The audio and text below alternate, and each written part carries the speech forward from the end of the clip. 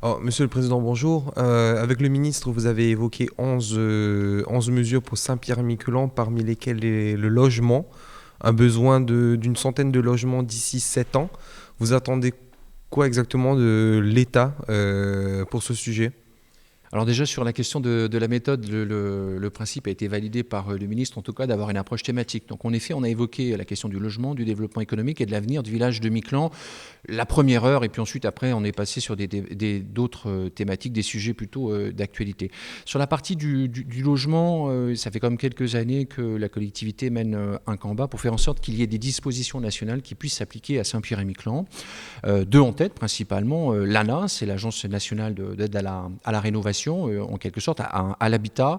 Donc aujourd'hui, les dispositions sont prises pour que, elles puissent intervenir sur le territoire, mais il y a un certain nombre de conditions, notamment sur des conditions de modification statutaire qui peut prendre du temps. Donc on a échangé avec le ministre, voir dans quelle mesure il pouvait y avoir des mesures, je dirais, transitoires. L'ANA, Action Logement aussi, qui pourra intervenir, mais elle n'interviendra qu'à partir du moment où il pourra y avoir sur le territoire de Saint-Pierre-et-Miquelon un opérateur unique pour que l'on mette tous la tête dans le même bonnet avec les collectivités, les socio-professionnels, la chambre de commerce, pour détendre cette problématique du logement, parce qu'aujourd'hui, c'est devenu inabordable pour nos jeunes, mais pour celles et ceux aussi qui souhaitent s'installer sur le territoire, soit pour louer ou bien encore pour construire. Donc on doit aller beaucoup plus loin dans ce cheminement, et le ministre, en tout cas, a été attentif, et il essaiera de trouver des mesures, je dirais, palliatives avant une intervention claire et nette de l'ANA et d'Action Logement.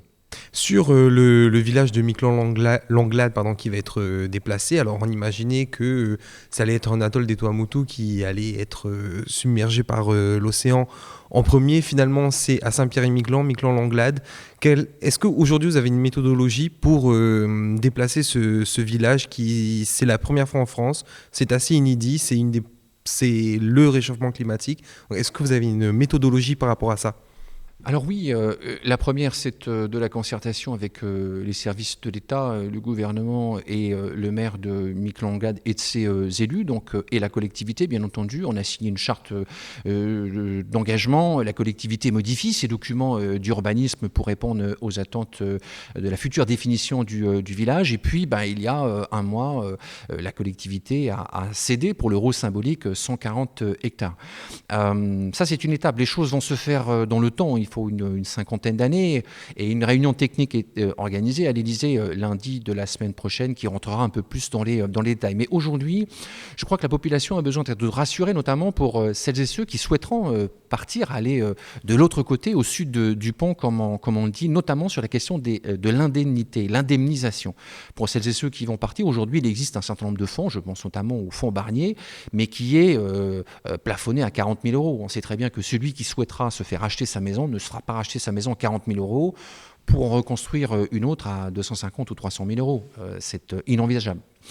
Et au-delà de ça, je crois que la population aussi a besoin d'être sécurisée sur des mesures liées à la mise en œuvre du plan d'action de prévention des inondations. Il y a des gens qui vont vouloir rester chez eux. Quand vous avez 70 ans, vous n'allez pas vouloir vous déplacer dans le sud de Miquelon.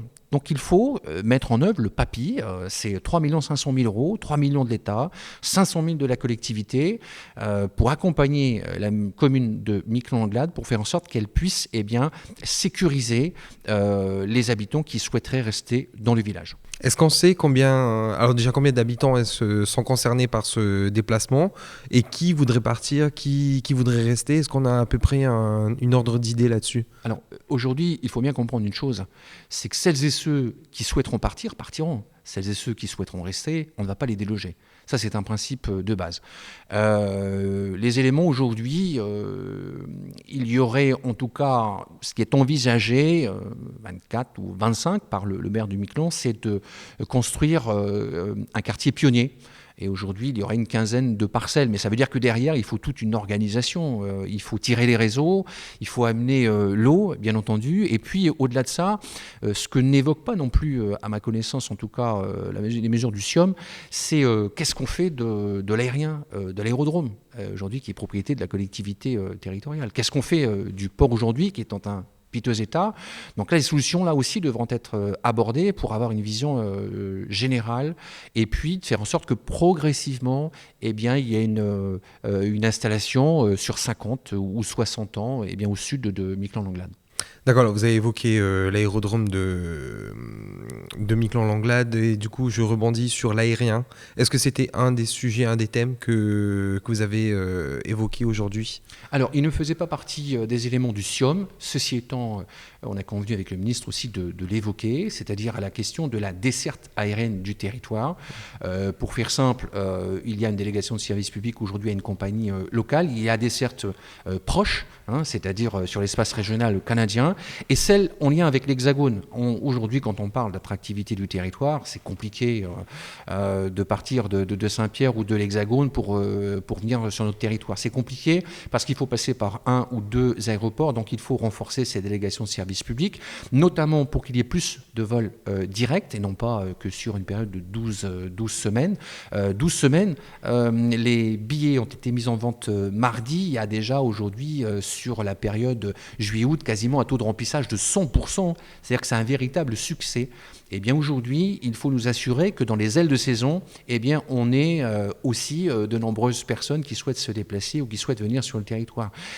Demain, si vous avez quelqu'un ou un chef d'entreprise qui veut se déplacer ou qui souhaite s'installer sur le territoire de Saint-Pierre-et-Miquelon, c'est compliqué, il faut quasiment une journée et demie ou 2 jours, et donc il y a beaucoup de temps de perdu. Désenclavement aérien, je pense que c'est fondamental, et le jour où ça va se débloquer, on parlera davantage d'attractivité du territoire. D'accord, merci beaucoup. Merci.